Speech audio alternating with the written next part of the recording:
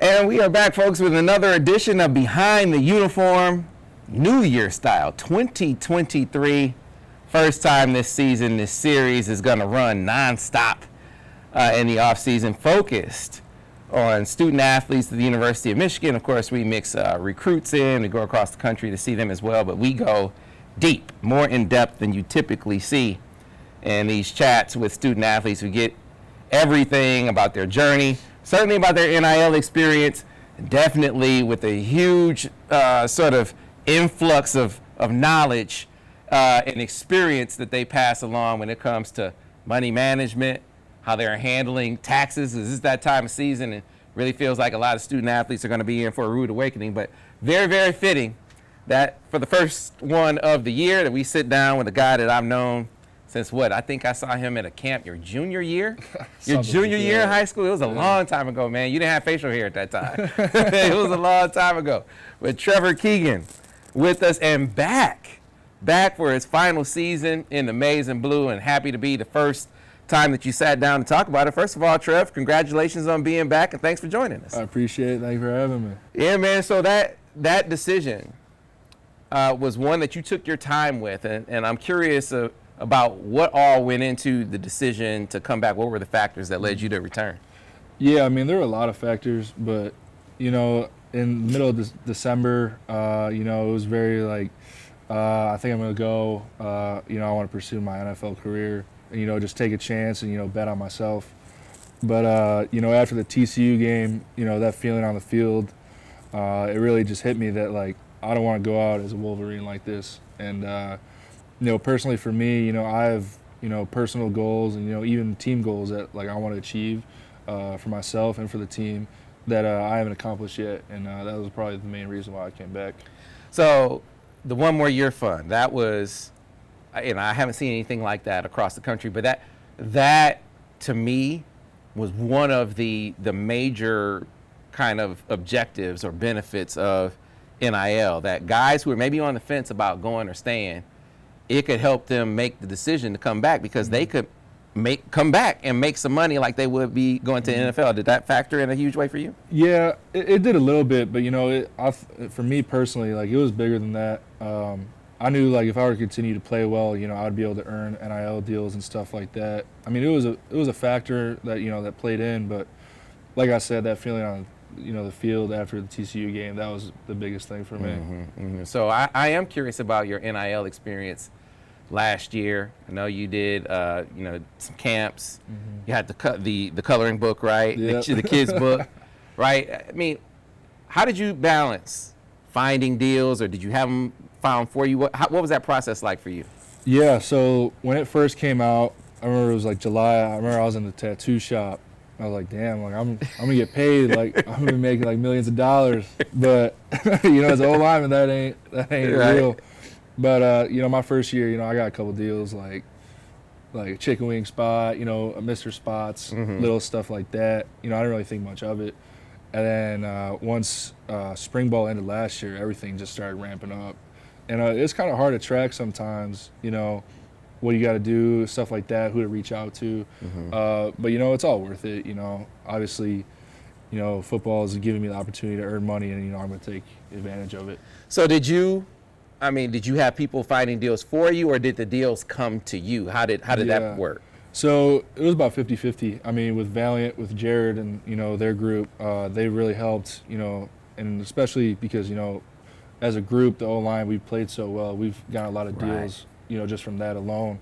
And personally, a couple companies, reach out to me on Instagram and stuff like that. Mm-hmm. So it's about 50-50. So look, I said in the intro that this is kind of rude awakening season, I think, for a lot of student athletes, male and female, in your position, because this is tax time now. Mm-hmm. And my sense in talking to some student athletes is that they weren't really prepared for the tax side of things, that they weren't really looking at, maybe making what they earn now work for them mm-hmm. in the moment.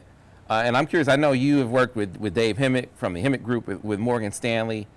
How has that sort of helped you kind of line things up so you aren't having the rude awakening that you see a lot of other student athletes having? Yeah, so I remember last year about, March time, my mom was like, you need to pay taxes on your NIL stuff. I'm like, I have no idea. I had no idea what that was. And then my mom and Dave met, and they talked, about setting up a meeting and getting stuff going.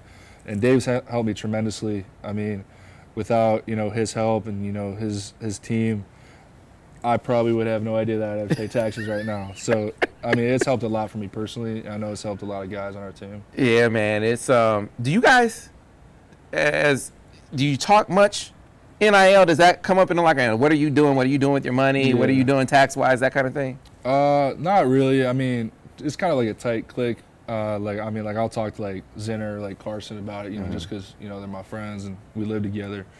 But mostly, people keep it personal. So. You guys have done a really good job on your team, clearly with the success you have of leaving NIL stuff kind of out of the equation. You see other places, it can kind of mess up a locker room. It can, inflate expectations.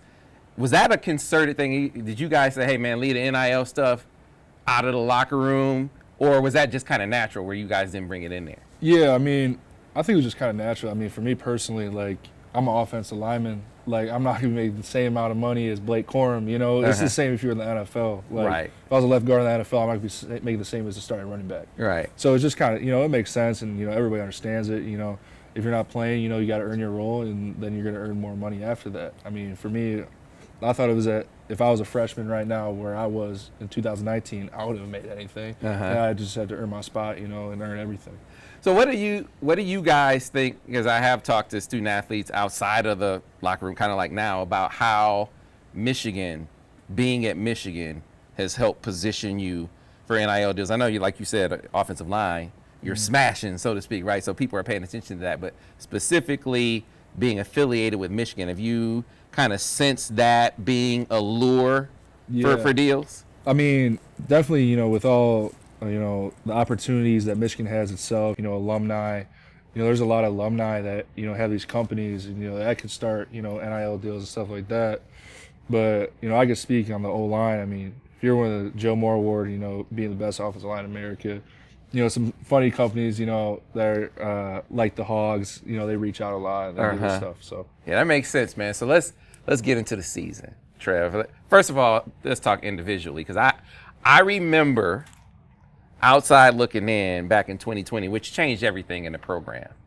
But for you specifically, I remember thinking, why aren't they playing Trev more, right? And then you get in that Penn State game, and I felt like we felt you right away. I mean, it's like one of the early plays was like a big play, like right over you. Yeah. So did you kind of feel like in that moment, see, this is what I can do? Did you kind of feel like that was kind of like your coming out party? Yeah, most definitely. And, my freshman and sophomore year, I was just itching to get on the field. It's definitely mentally challenging because you're thinking, you're going to practice every day, giving all you got, but you're not playing. So, that could be definitely a mental toll. But I was talking to Quiddy Pay, my sophomore year, he's like, dude, just trust the process and everything's going to take care of itself.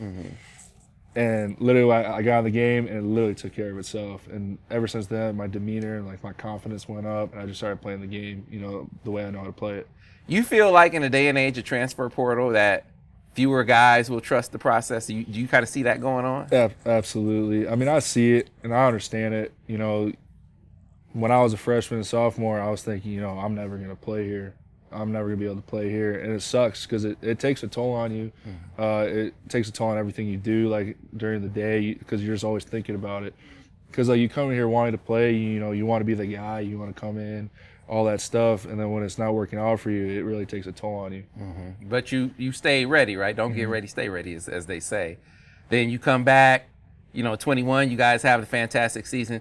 22, obviously you're going well, but then you get banged up a bit. And so kind of take me into that moment, because this kind of digs into the dynamic in you guys' room. I mean, the locker room dynamic is strong, but the offensive line dynamic, the room dynamic there seems especially strong. Yeah. So take me into what you went through individually over the course of the year and how you saw other guys step up.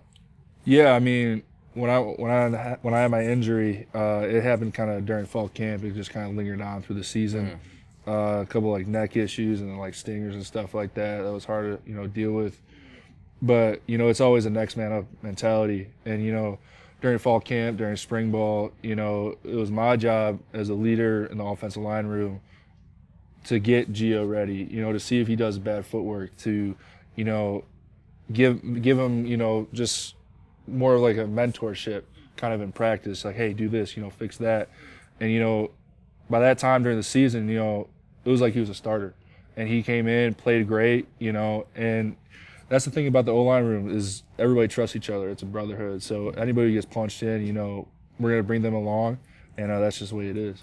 So you said you had an injury or injuries that kind of lingered over the course of the season. Mm-hmm. That's part of football. That's part of football, right? Being Yeah. able to still play at a high level, even when you were banged up. Was that something that sort of you had coming into the season, or was that something that you developed as the year went along? Yeah, it definitely happened at the end of spring ball, just a little something, and then it got into the season during camp, and it was like, dang, like this is actually kind of a problem, and it's honestly mentally challenging because when you're injured and you got classes, you got practice, and you want to be out there for meetings and practice and stuff like that, you're in the building at 6 a.m., 7 a.m. every morning getting treatment for 1 or 2 hours. So it definitely takes a toll on your body and your mentals for sure. All right, so, but you still had a really good season. Was there a game, a play, a moment that you can look back on? And maybe there are many of them, but I'm looking for ones that stick out where you're like, man, I'm playing well, or us as a line, we're killing them. I have some ideas, but I'm curious from your perspective. Yeah, I mean, I could speak for myself here. I didn't really play much the first 4 games, but I remember when we were at Iowa and we're standing there, during the national anthem. I'm like, all right, yeah, like I'm not really gonna feel much of this game, and we just dominated them, and then it just continued on from there. I think that was the coming out party, because I remember the first 4 games, we were like, we're not winning the Joe Moore Award again. we haven't been playing too well, but I mean, for all teams, you got to find a rhythm, and we found our rhythm, starting in Iowa City. Yeah, man. So, it's interesting. Sherrone Moore is like, he's like Bill Bixby in The Incredible Hulk, right? Or David Banner in The Incredible Hulk. He's, really soft-spoken guy in a press conference, but it's like something comes out of him game day on the football field. And it's almost like you guys kind of take your cues. What about your relationship with Coach Moore? And then what he's meant to that room, because since he took over as the line coach, I know part of it is just maturation, but it just feels like you guys went to a totally different level almost overnight.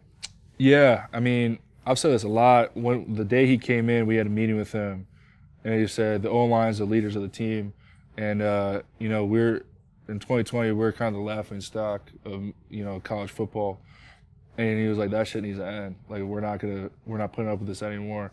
And that spring ball, changed Michigan football, I believe, because of how hard we worked and, everybody coming together for a common goal. And he just flips everybody's personality in the room to just try to be great, because he wants to be great too. And when you got a coach, who's a leader and, does everything in his power for himself to be successful, it's going to trickle down onto the players. So you mentioned the first 4 games, Trev, where obviously you're banged up, not playing. The other thing that factors in is you got 2 captains of your team that basically aren't there anymore, and Cade and Eric. And yet you didn't, or on the outside, we didn't notice it. It was like the leadership quotient if you don't have it, can wreck a team. And missing them didn't wreck your team.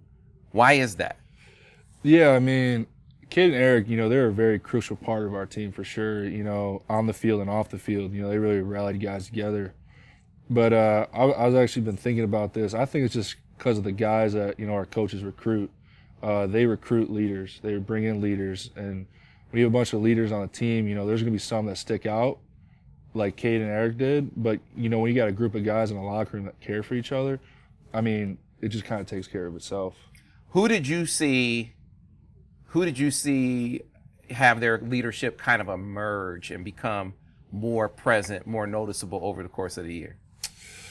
Over the course of his career, I think Mozzie really stood out to me. He was a guy who really had to change his body, and, change his, his work ethic, and everybody could see the way his body transformed. And, he goes on the field and he just plays like a man with his hair on fire. And everybody respects that and respects him. He's an animal in the weight room, so everybody, kind of grasps to him. And, I feel like there's a lot of people, like I said, the O-line, I think we're all just natural leaders. Mm-hmm. And we're all good in the locker room. We all care for each other. And I think a lot of people grasp us because, we're the funny guys on the field. Well, hey, man, what was noticeable to me is when you guys were doing that Pure Michigan tour, talking to a lot of guys, and they were talking about Olu as a leader. I know he had played a lot of football. He was a Remington finalist already. But he was new to the squad. Mm-hmm. And, instantly, guys were looking at him as a leader. So what about that? What about his role kind of stepping up as a leader? Yeah, man. I mean, his affection to other people, his charisma, and his care for others around him. He was a guy who's never been given anything, and he's had to earn everything. He came out of he was a walk-on, went to Air Force for a year, walked on at Virginia, earned his role, and then decided to transfer. Make a big decision for himself, and just his personality, the way he is, and the way he treats people. I mean, everybody just loved him. Mm-hmm. So JJ, you had a quarterback who quarterbacked you to a Big Ten championship and a playoff appearance already. Mm-hmm. And there's a competition, and not necessarily in spring ball because Jay was hurt, but in fall camp. And I'm curious how you guys, as teammates, handle that, because you have a guy who you follow, mm-hmm. and now it's uncertain who the guy is going to be. So how did you guys process that as players, as teammates of theirs, as they went through that? Yeah, obviously, as a player, you don't have any, input on a decision or anything. You just kind of, just watch it, unravel by itself. But Cade's one of my best friends. We've came in together. We've always been best friends and tight. And, to see that battle and see them, work and, compete with each other. JJ got named the starter. It was just important for me, the guys, to just put an arm around Cade, be there for him. But obviously, we're going to support the decision any way it is, So JJ, though, coming in, I know he had played as a freshman, but when you're the guy, mm-hmm. it's different. So now he's the guy. And there's a trust factor that you have to earn. Yeah. Right? Now, I know he proved that he could play at this level, but now you got to prove that you're the guy. So how did you see him handle that? And then there's a point where, he is, even as a sophomore guy, has to kind of take command. When did you start seeing him do that? Yeah, I think that's just kind of who he is and how he grew up. He's always been, the best. He's always, been in that role where he has to be a leader. So I feel like he's just always been a natural leader. And, when his time came, he just kind of took it by the hands and just ran with it. And once he got named the starter, he just so cool, calm, and collected. And nothing, faces him. He doesn't face adversity. He just takes it. Mm-hmm. So adversity. Let's talk about the Illinois game. Mm-hmm. That one stands out to me as maybe the most adversity in the regular season. We'll get to Ohio State, but man, they got a lead, mm-hmm. And it's like the first touchdowns that a team has scored on that defense in the second half in months, mm-hmm. right? And so now you got to go to work as the offense. You got to get some things done late in the game. Take me into those moments on the sideline, those moments on the field where your whole season is hanging in the balance of what you do right now. Mm-hmm. Take me into how you guys were able to face and meet that moment. Yeah, going into the game, we knew that they were the most talented defense in the Big Ten. We knew that, and we just really. So let's pause. You guys knew going into that game, looking across the Big Ten, you hadn't even faced Ohio State yet. Mm-hmm. You guys said this is the best defense in this league that we're going to see. Absolutely, yeah. And on that last drive, we really just, with Blake getting injured, Donald was out that game. The guys really just rallied around each other, and really just looked each other in the eye and said, we got to do this. And it was senior night too, so they had to go out for the seniors too. So I think JJ really just showed his poise and during that drive, and he made big plays that he had to, and really stepped up, and so did other guys. And Moody with the kick, right? Obviously, Money Moody. But that just goes down. That's everything we do in the off season, how we train. Nothing really phases us. So what you do in the off season, what you do every day in that building, you tell me if it's different. Is the last couple of years facing Ohio State, is it noticeably different? The approach to that game, the emphasis on that game, or are you guys just more dialed in as players, more developed as players, more ready to face it? What would you say? So me as a freshman, as a bystander, it was always, we can do it. Like, we can do it this year. We can beat them. We got the guys. We can do it. And then once 2020 came around, got into 2021, we're like, no, we're going to do it. It's not we can, it's we are. So I think that demeanor, that mentality of it, that we are. I mean, in 2021, we knew we were going to win that game going on the field. Like, we just knew it. We could feel it. Like, there's just something in the air, and we just knew it. And that just gave us the confidence that, they aren't head and shoulders above us. We're right there with them, and that just carried in the offseason and, into this season. So 2022, you go into it, you guys are rolling, but Blake's out, right? High-powered attack, and you're in the horseshoe. And the weather's good, right? They said the weather was bad last year. Everyone had the flu, all these things. So they're healthy. It's a bright and sunny day. They got you right where they want you, they say, right? So how are you guys? Give me your mindset going into the game. And when in that game, in retrospect, did you know we got these dudes? So I knew the whole week, obviously, the pregame jitters the whole week. I was like, ooh, like, I don't know. And then Friday night in the team hotel, Coach Harbaugh decided to bring up all of our position coaches. And their speeches that fired up our team, man, I can remember, I saw the chills. I looked at Carson and Hayes and Olu. I was like, we're going to win this fucking game. like it's on. And, like, since then, I knew going to the game, like, we were going to win. So you said their speeches. Was there one more rousing than the other? Like, who stood out to you, or did they all just stand out? Coach Moore's for sure. Yeah, Coach Moore's for sure. Yeah. So can you give us as much of it as you can without giving us a rated R on YouTube? I don't know if that's possible. I don't know if that's possible. What was the tone of what he? Give me the theme of what he had to say. It was about the Joker, and for me personally, I love the Joker, so it fired me up. Okay, I'm not putting it together. So all right, I'll give a little bit. No, I can't. I can't. All right, what would it give? Would it give Ohio State bulletin board material if you said it? Is that it? Yeah, I got you. Okay. I don't want to affect the game with an interview, right? So here's the thing, though. You get in the game, and they are having some success early. I mean, they're running the football, which that's not there. They want to throw it all over the yard, but they're having some success, and it's taking a minute for you guys to get going, especially without Blake, and Donovan early was kind of favoring the hand. But then you guys started to get it going. And I always wonder when you blow a team out like that, there has to be a moment where man, we got these guys now. And when was that moment in that game for you? Man, I think it was coming out at halftime. No, it was after the pass interference on Ronnie, and then JJ ran it in on the pin and pull. And then from that, I was like, yeah, we're winning. There's no doubt about it.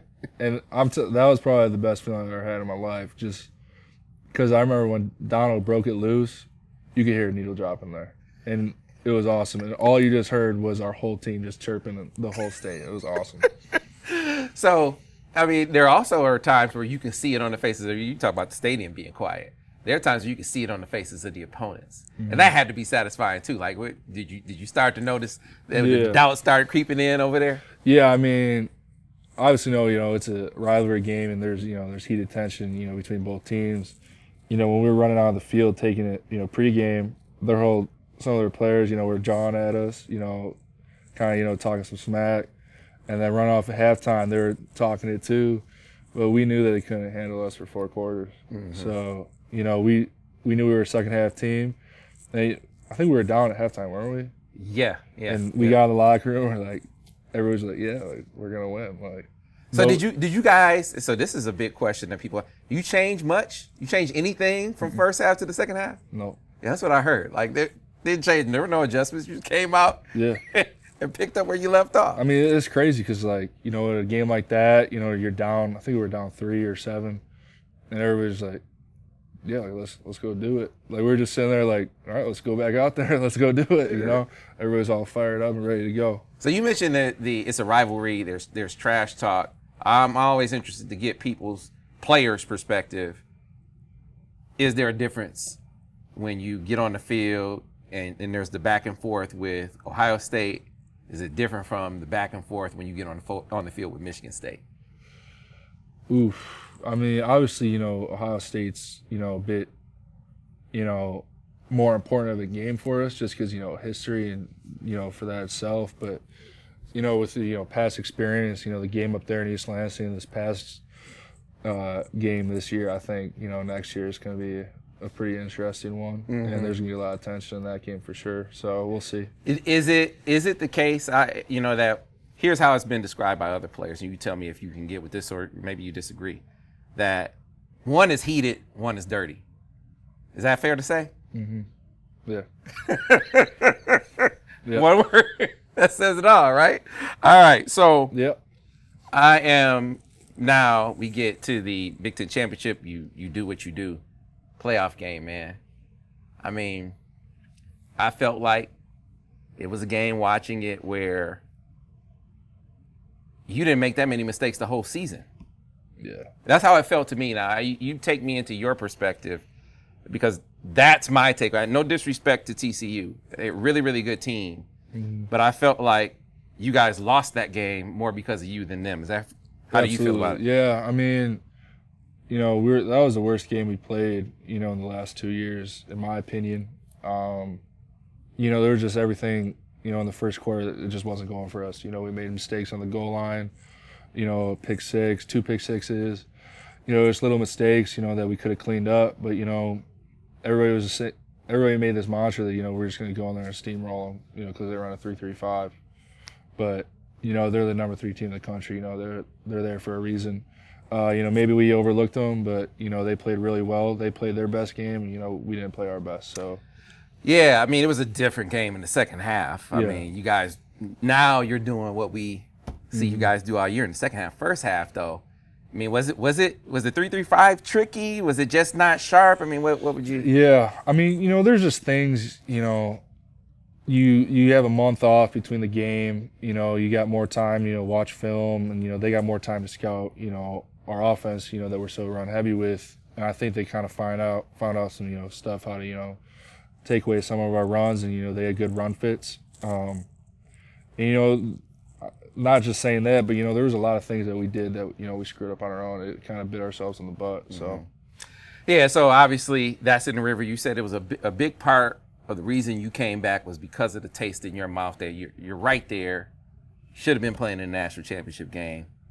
Got to come back to have that opportunity again. But then, what comes up? Coach Harbaugh interviewing with the Broncos. It's kind of like last year, and I wonder, you as a veteran, were you just used to? This is what in talking to some guys, they said, you know, I've been through this before.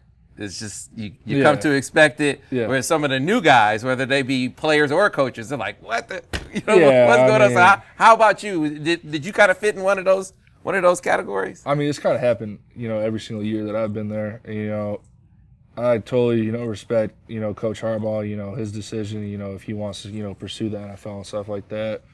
You know, it's out of our control. We can't let that affect us. You know, if he were to leave, you know, we're still going to have the 140 people in that locker room.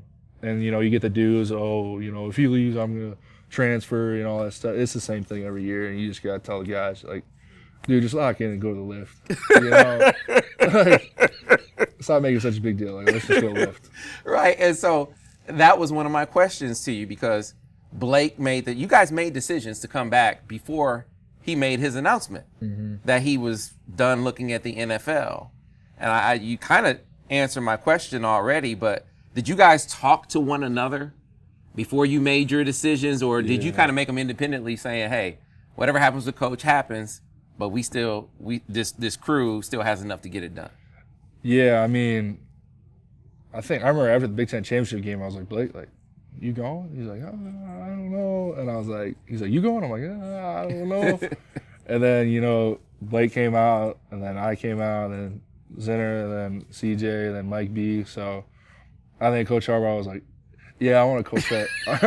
I want to coach that team. Right, kind of influenced him to say, we can put this off, right? I got you. So obviously you guys are in full prep mode now for spring ball and next season. I'd be remiss if I didn't ask you about how much Coach Herb has meant to your career and development so far. Oh, yeah. I mean, he's been such a crucial part, you know, of my success so far. He's really, you know, he really sharpens people's minds and really changes everybody's mentality and demeanor. And, you know, he's always told me, like, if you want to be great, you got to be great upstairs. And it's true. I mean, in the game of football, there's so many ups and downs and so many obstacles you have to overcome that if you're not mentally sharp, you know, it could crumble you. Mm-hmm. So for him, he's always pushed me above my limits that, you know, I never thought I could go to. And I feel like that's really changed me and, you know, my career so far. You know, you could talk about every one of the young linemen. We got an idea of what, you know, what your returning guys have, but some of the guys we don't see, or maybe some of the young guys we saw in limited roles last year, as you watch them in workouts, you watch them come off of last year, who do you feel like is poised to really take a step? There's so many people. It's honestly, it's kind of a crime that I think there's like probably 14 or 15 people that could start in the country in our O-line room.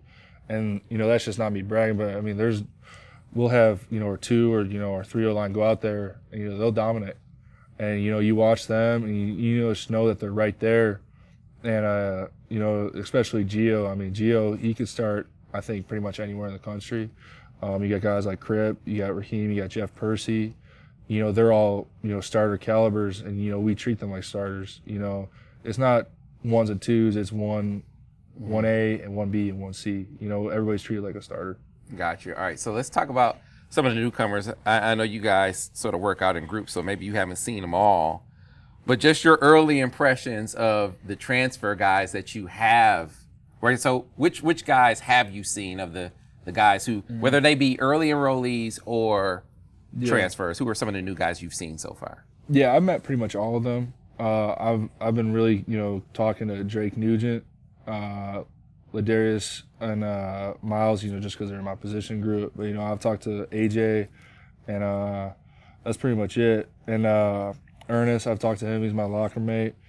And honestly, like, I've seen it like all over Twitter and stuff like that, like, oh, this could, you know, ruin the culture of the team, stuff like that. But, you know, Ladarius was a captain, Drake was a captain, Miles is just a Hinton. They're the sweetest family of all time. You know, they're bringing guys in, you know, that can even help our culture. So I feel like, you know, it's a good thing, and, you know, they're really good guys and a good group. Do you have to counsel the youngsters on that part? Because it doesn't affect you as much as it affects them when new guys come in. So, like you said, Quiddy Pay told you, hey, man, trust the process. When transfers come in, is that something you have to make a concerted effort to do, or is that coming naturally in the locker room where guys aren't worried? I mean, I could see, you know, frustration if you're, you know, a freshman or sophomore, you know, pushing for playing time. And, you know, I could definitely see that, you know, in their eyes. You know, you got to keep their head up. You know, it's a process. Everybody knows it's a process. But everybody understands, you know, like, we're here to, like, win a national championship. You know, like, this is a year that, you know, we're going to do it. So everybody kind of has that demeanor right now. All right, so let's wrap this up talking about some guys. So you work out with – Drake works out with you, right? Yep. So tell me about what you've noticed about Drake so far. Man, he's honestly, I see a lot of resemblance between him and Olu. Kind of, you know, same body type, you know, short, stocky, strong as hell. And just, like, really nice guys, you know, that have a goofy side to them. So, you know, Drake's been really cool. Ladarius has been, you know, one of the nicest dudes I think I've ever met, to be honest with you. Miles is, you know, like I said earlier, he's just always got a smile on his face too. So they're all good dudes. What about AJ? I mean, tight ends are kind of like, I mean, they can obviously get out and do all the pass catching stuff, but you got to be at a block if you're a tight end in Michigan. So what about AJ? Yeah, I've talked to him a little bit. You know, he's a cool dude, chill guy. You know, I talked to him. I was like, so what was your decision? He's like, I just want to win. I want to come here and win. And I think that's everybody's mindset, you know, that wanted to transfer here. Did you work out with Josiah at all? No, I do not. Okay, He's in a different group. Okay, different group. So what about any of the freshmen? Any of the freshmen that you've seen work out so far kind of that jump off the Yeah, field to you? Fred Moore, super fast. We were running the other day, and he was jogging. I think his jog was probably 3 miles per hour faster than my sprint. So, he's quick, and I think he's got a bright future for sure. So how fast is 3 miles? So what is that? Is that? I think he was jogging at like 19 miles per hour, if I'm not mistaken, like high 18.5s. And he was jogging. Yeah, he was like 20 feet in front of me. Yeah. All right, so last one. Senior year, kind of map it out for me. How it looks for you individually, how it looks for the team. Yeah. Play that movie for me right now. Yeah, I think, the team, we're confident. We're super confident in the guys that we got. We lost a lot of key pieces, but, we got a lot of dudes who have played in their careers and a lot of dudes, who played, really important roles in our team last year. And I think we got a lot of dudes in the locker room, that are super confident and, in the team itself and, in the path and direction that we're on. And, we really want to win a national championship. And then for me personally, I thought I had a pretty good year this year, but, I want to be a first or second round draft pick. That's my goal. And continue, the legacy of 77. Yeah, right. I didn't even talk about that. That is the legacy. But I'd also be remiss if I didn't ask you about, and every game we covered, any camp you came to, I always saw your whole family. Your whole family was there. So your system, your circle is huge for you. And so how about them and everything they've meant to you in your journey? Man, they've meant everything to me. Ever since I was a kid, playing t-ball, football, baseball, basketball, they're at every game. My dad has been, such a huge role in my life, such a role model, just the way he carries himself, such a family man. My mom, she's always been, the one who I always, wanted to be with. I'm a mama's boy.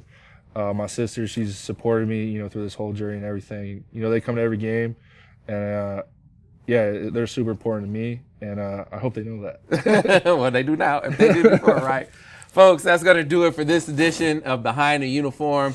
Again, if you like these episodes, if you like the podcast, if you're listening to it on the podcast, be sure to like and subscribe and tell all your friends about it. They can find it wherever they get their podcasts. And, of course, if you're watching this on YouTube, be sure to like the video, subscribe to the channel, and that way you'll get a notification every time we put up another episode. And, of course, if you want to keep track of everything we do, football, basketball, and recruiting, the MichiganInsider.com is where it all goes down. Be sure to check it out. Until the next time, thanks for watching another edition of Behind the Uniform.